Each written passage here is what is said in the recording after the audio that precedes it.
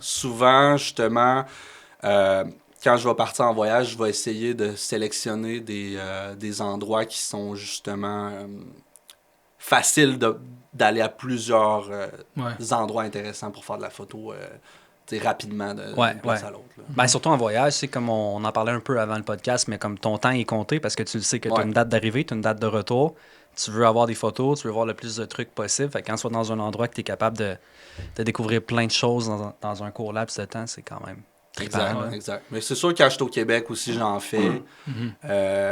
C'est sûr que des fois, je suis submergé par le travail aussi, par Ouais. d'autres contrats et tout. C'est vraiment par période. Là. Je me considère... Au début, j'avais de la misère avec ça.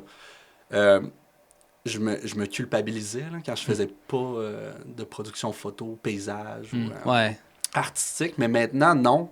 Il y a des moments... C'est pas mon revenu principal du tout, la photo de paysage.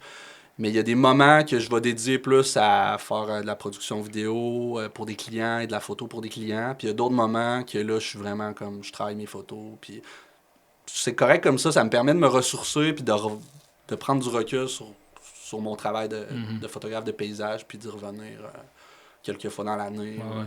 Ça dépend. Il y a des années que je vais en faire plus, d'autres années que je vais en faire moins. Puis c'est comme ça. Nice.